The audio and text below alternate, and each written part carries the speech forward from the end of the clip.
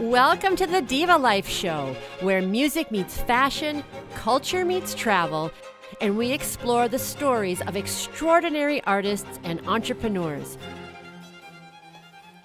Welcome to the Diva Life Show, where music meets fashion, culture meets travel, and we explore the stories of extraordinary artists and entrepreneurs. I'm your host and resident diva, Heather Poduska.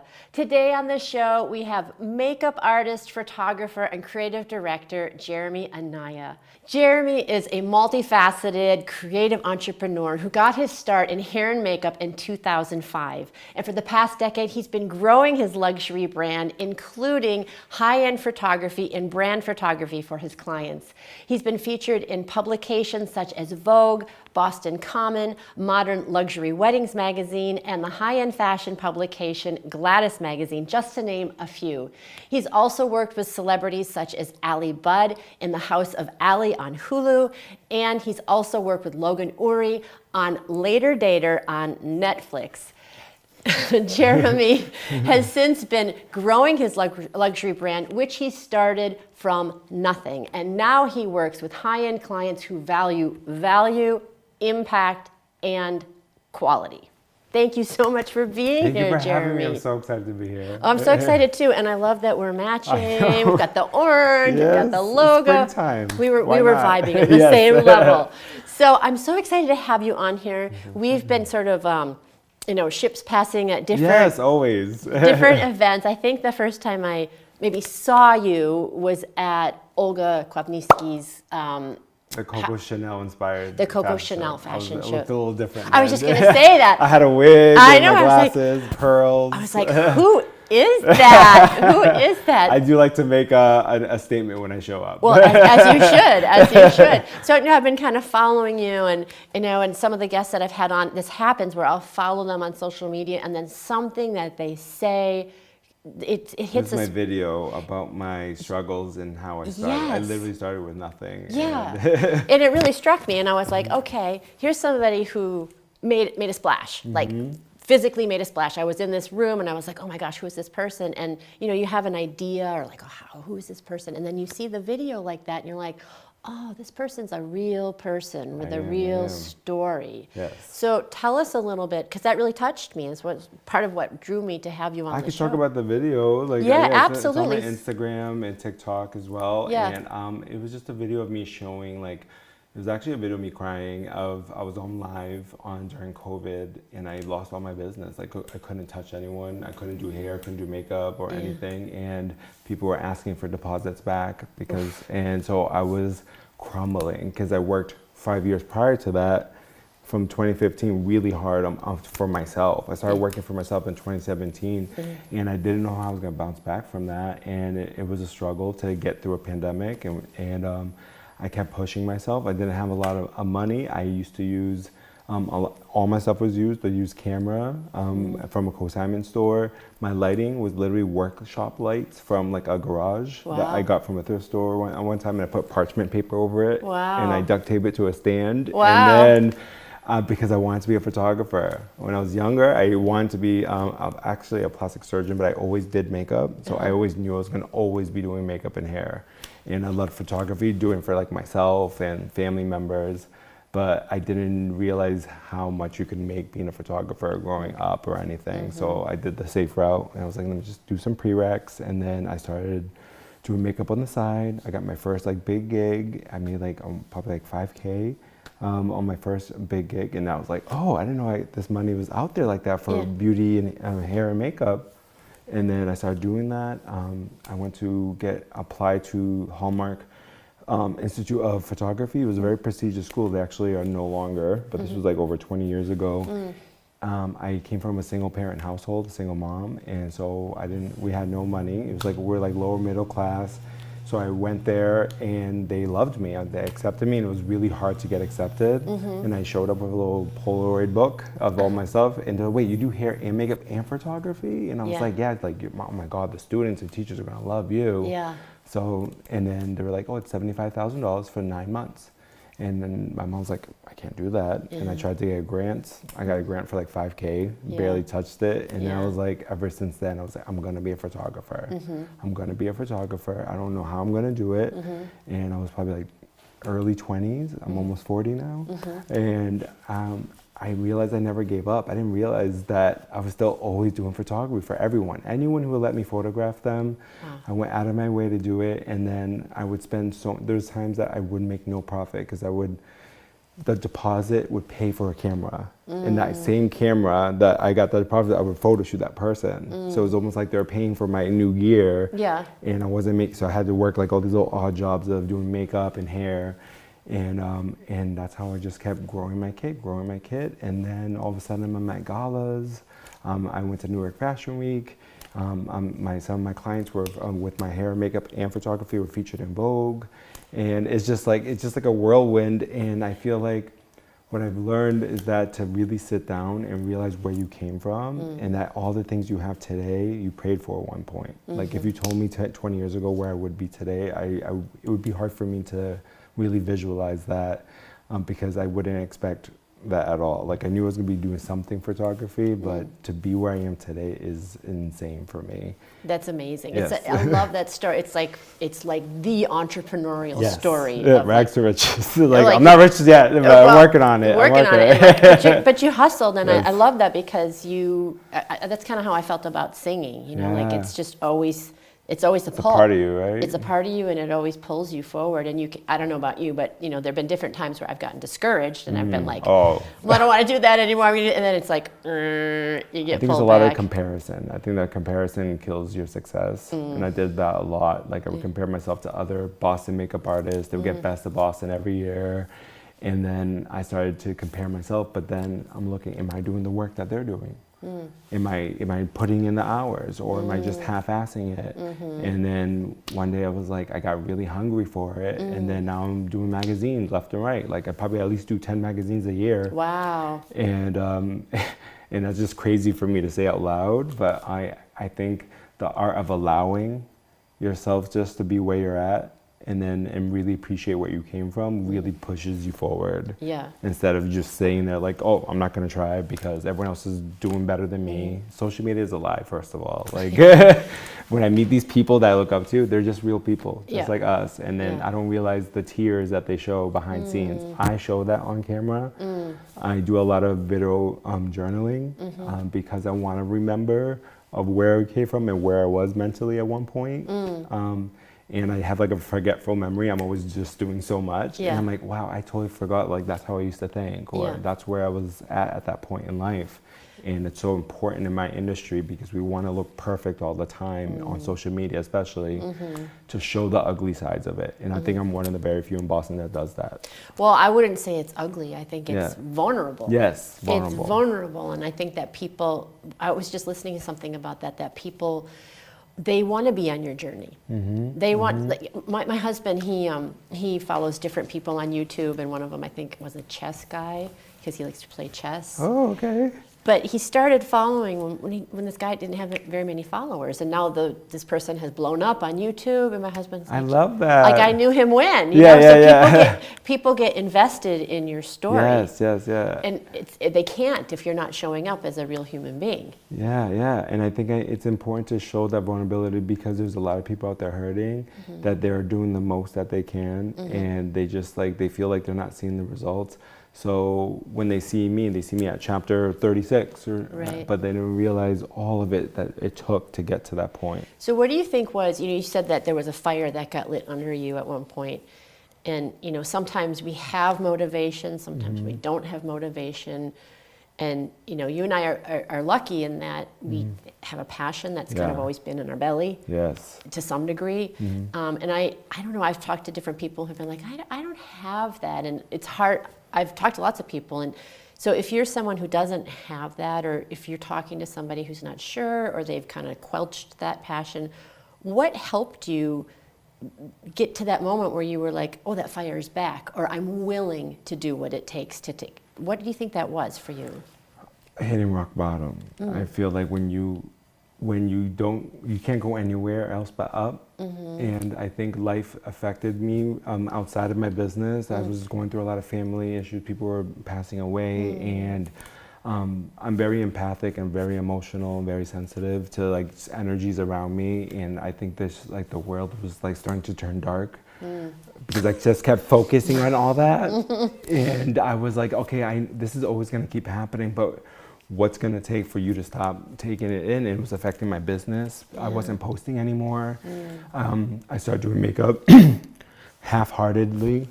I would kind of just do it as a job at one point, very briefly. It was like more like the end of last year, and then I was just like, wait, this is not Jeremy.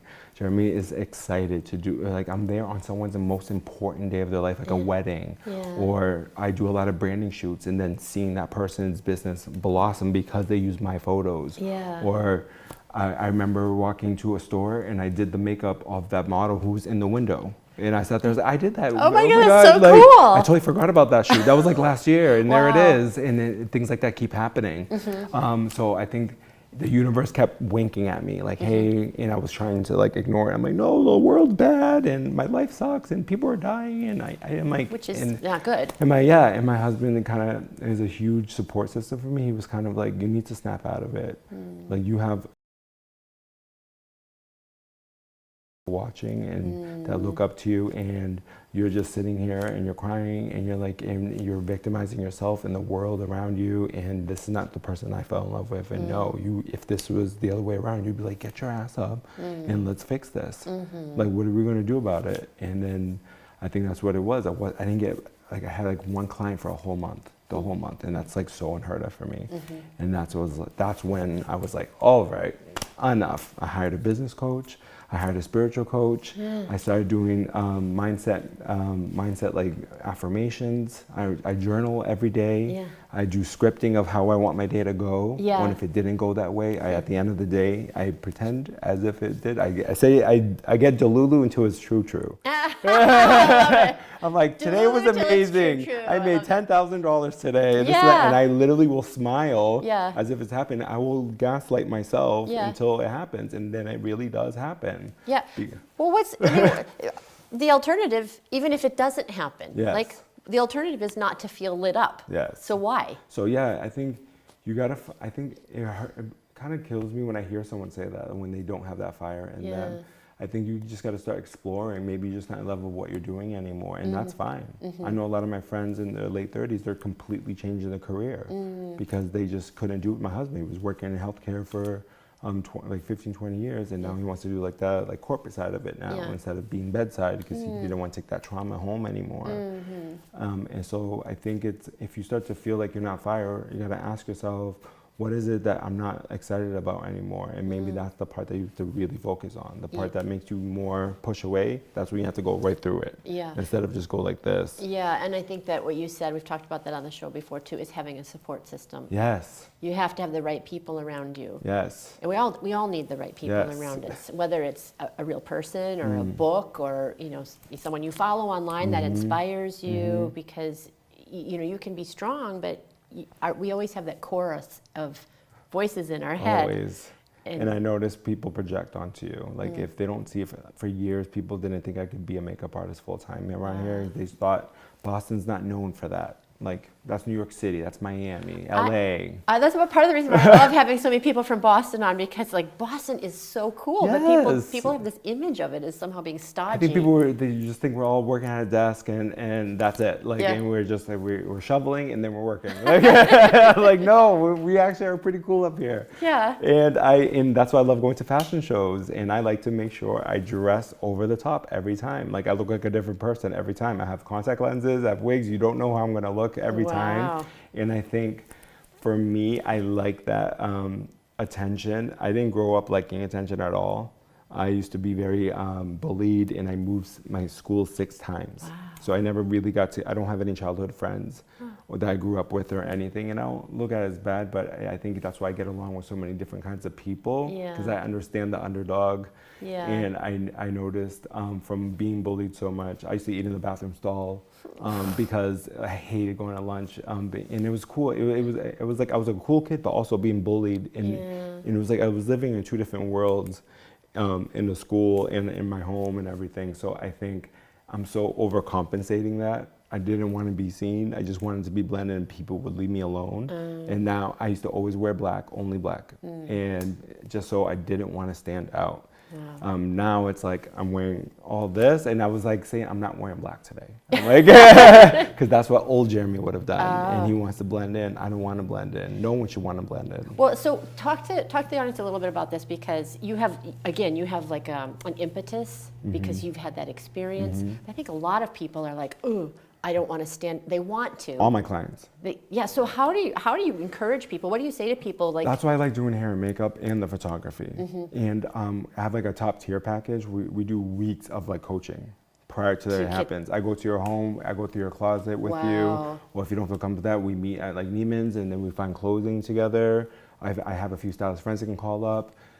I do like questionnaires and quizzes with you so I can figure out what your answers are to figure out who you are as a person. I noticed what branding is missing is that people just want to look good and very professional, and it looks clean cut. It looks like the same photo with a different person over and over. Yes. I don't do that. Yeah. The lighting is even different, and a lot of photographers kind of snub their nose at that. They should say you have to have a style every time. I love moody and contrasty, editorial, like artsy lighting. That is, I guess, we're gonna have to do a shoot sometime. Yes, I love it. I like the worst thing I hate is corporate headlights. Like just like very like. I know. I hate it. I'll do it if I have to. I mean, God bless realtors, but this is, I always call this the realtor pose. No, I want to capture. Bankers. That's why I like to do photo shoots in people's homes, and homes or where they work at or where their favorite place is. So, what do you think it does for people to, when you go through that process?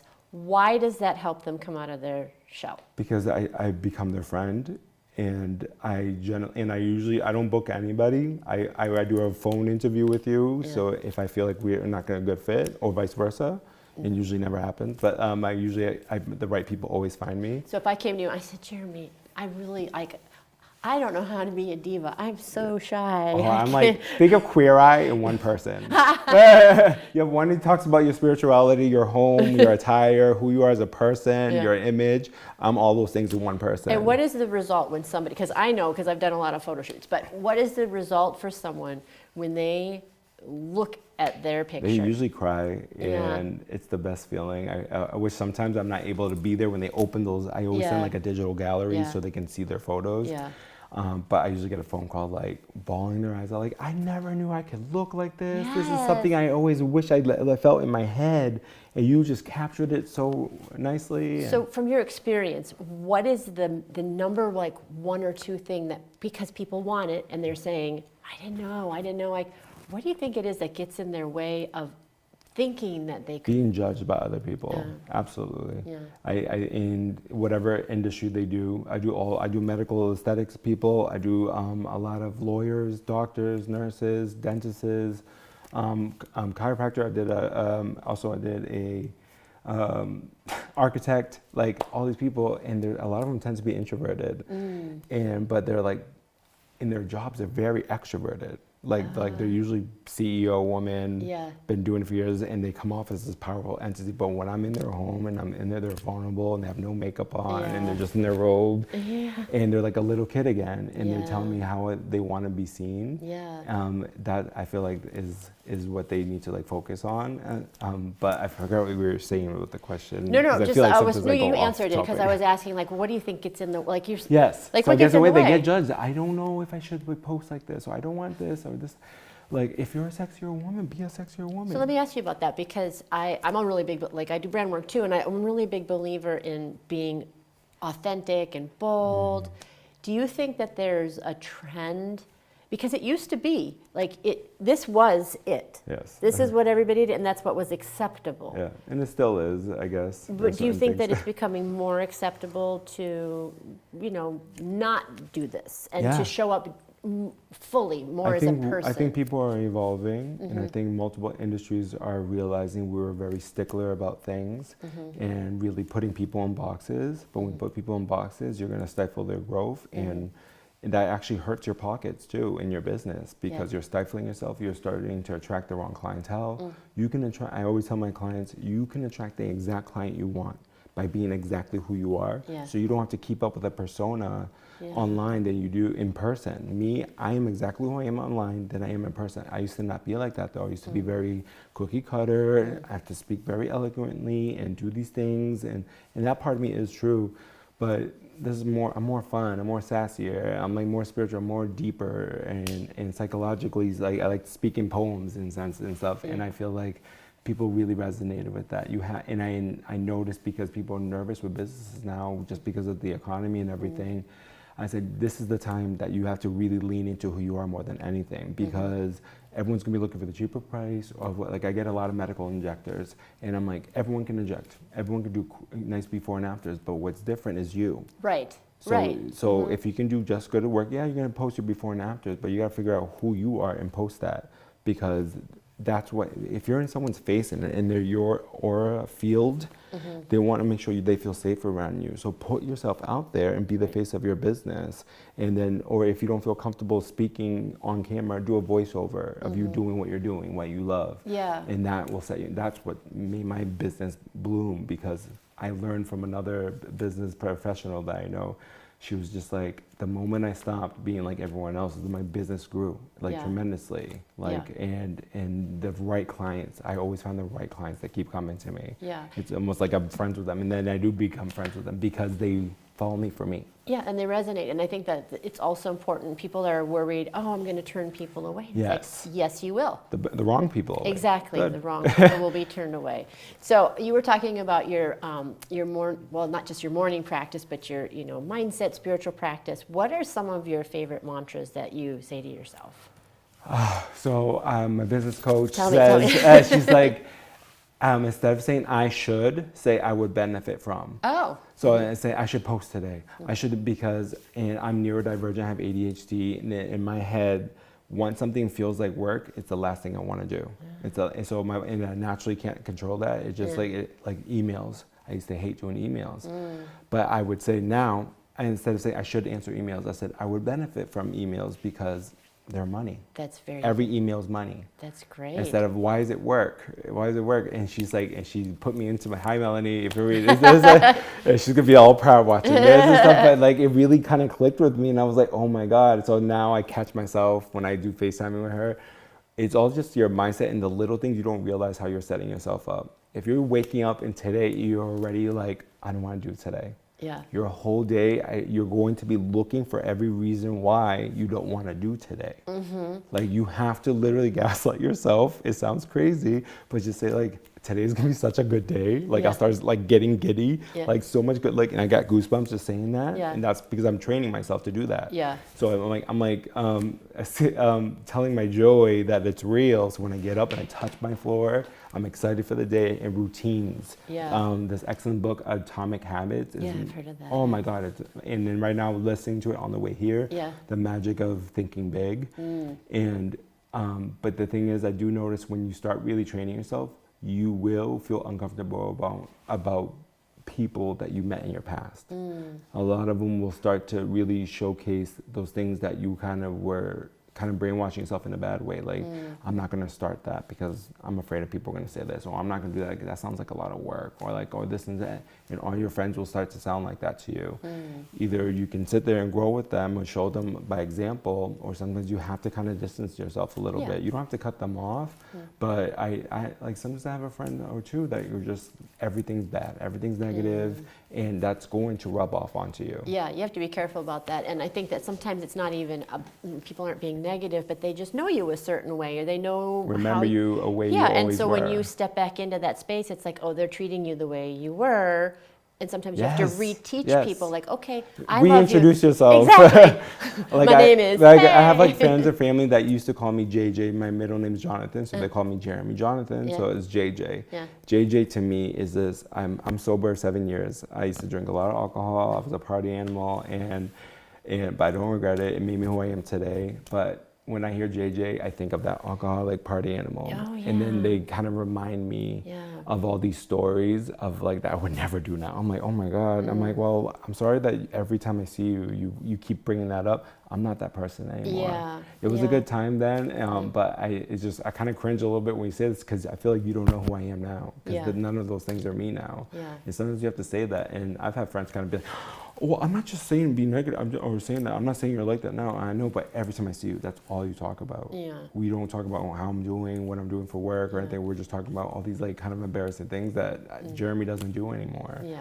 And sometimes you have to do that. Advocate for yourself. Yeah. Because people remember you from the last time they saw you. Yeah, and that's human nature. Yes. So you have to re-educate them. Yes. But one thing I want to, before we finish up, I really want to talk about money because you've mentioned it a couple of times, and I think that there's this stigma around creative pursuits. And you said it at the beginning, like, oh, I'm not going to, people think you're not going to make any money doing these things, doing hair, makeup, music, I make fashion, decent whatever. money for myself. So what would you tell to someone who wants to be, and you have a poly title, like yes, I like that poly title. Poly title, and I think that a lot of people, in branding, they want to niche themselves. They want to make known for this. I hate niches, but niches, because I feel I don't like being boxed in. Yeah, I always say boxes are for diamonds, not people. Yes. I feel like don't put all your eggs in one basket. Yeah. Oh, say yes more. Say yes more. That's what I started. I didn't know how much I love doing beauty photography and editorial photography until one person's like, hey, would you do this? And then I've never done the photo. I told her, yeah, I can do that. Yeah. Had no idea. I took a class before I did, watched some YouTube videos. I started practicing. I practiced a lot on myself. Yeah. And my husband, he could just be sitting there on the laptop and he's like looking at me like, why are you taking photos of me? Like he hates that I do it. I'm a paparazzi in my household, but you have to just play around with everything because you don't know what you like until you're gone. But I'm telling you, the money is there. The money is there. I used to do makeup for $50. Yeah. My lowest pay is $250 for makeup now. Yeah. And when I tell people that from my past or my friends that I made for years, they're kind of just like, I would never charge that. And I'm like, but you're always going to complain to me about how you don't make enough money. Yeah. So you just keep hustling, keep learning, keep saying yes. And keep saying yes, and and do not have an ego. Once you think that you know it all or that you're the best of the best. So good. And I did when I was younger. I was like 19. I'm a good makeup artist. Now I look at those photos and I'm like, what happened? What was I doing? And the moment you let that go, you just start to grow. Yeah, to keep those roots start growing. The mindset of a learner. Yes, never. If you're the smartest person in the room and you're in the wrong room. Ooh, I love that. All my friends they do way more than I do. But it's always, and when you are around those kind of people, there's no competition with each other because they have their own thing going on. They're not worried about your pockets. That's right. Their pockets are just nice and full for different reasons. Yeah. And all they do is uplift me, and I uplift them because I love social media and makeup and hair and everything. And then when you start thinking that I'm high value too, it will really start to grow for you. Yeah, I love that. And I think I heard somewhere like a successful person will never hate on someone's hustle. Yeah, they're not even because noticing. Because they know that they respect it. Yes. Like they're doing their own thing. All my friends help me. Yeah. Hey, I saw you doing this and you're struggling here, do that. Or they confided in me too, hey, do you like this post? And what can I change about it? And they have like millions of followers and millions of dollars. And I'm like, you're asking me for advice? Well, yeah, but then I'm like, why not ask me for advice? Exactly, you're an expert. Yeah. And so you are surrounded by a lot of people. Powerful women. Powerful women. All my friends are powerful women. Exactly. I've met some of them. They're wonderful. You might say that some of them are beautiful divas.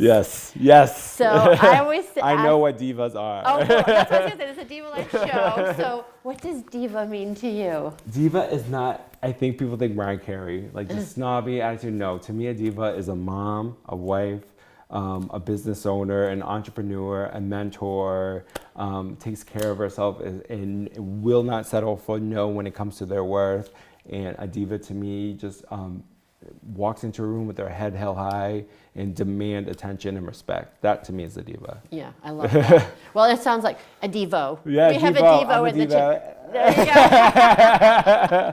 Well, I love it. I think that it's like, you do what you want to do, and people may or may not say things that are supportive or not, but that doesn't stop you. Yeah, no. You just go for it. I'm like, if someone says something about me, I'm just like, I used to be so offended. Now I'm like, I have no idea who you were. I'm not going to remember you after this. Exactly. So, all right, bye. exactly. You got other bigger And that's things. the most freeing thing when you don't care. Yeah. You don't care. And when I showed up to that place in a wig, I was a little nervous for a second because I know Boston can sometimes holds back. Sometimes they hold back with like the certain events that I go. And I made this. I dressed like Karl Lagerfeld, and I had the gloves. I made the necklace myself. wow. I made the tie myself. And I had that wig, and I added extensions to it, and it was like down to my butt. Oh, it and was I a whole like, vibe. It was a I knew whole I was gonna do vibe. it, but when you say I'm going up and I'm showing up this time, Yeah. and no one knows who I am, so you can be whoever you want to be when you There walk you through those doors, and that's Yeah. what I do. Well, you definitely made an impression, and you made an impression with your video and your vulnerability. And Thank I just you. thank you so much for coming and sharing your heart, your wisdom, for your having me. talent, your sparkles. Thank you so much. Thank you for having me. It was a pleasure. Absolutely. And as always, thank you to all of you for joining us. And until next time, here's to hitting all your high notes. Take care. Bye-bye.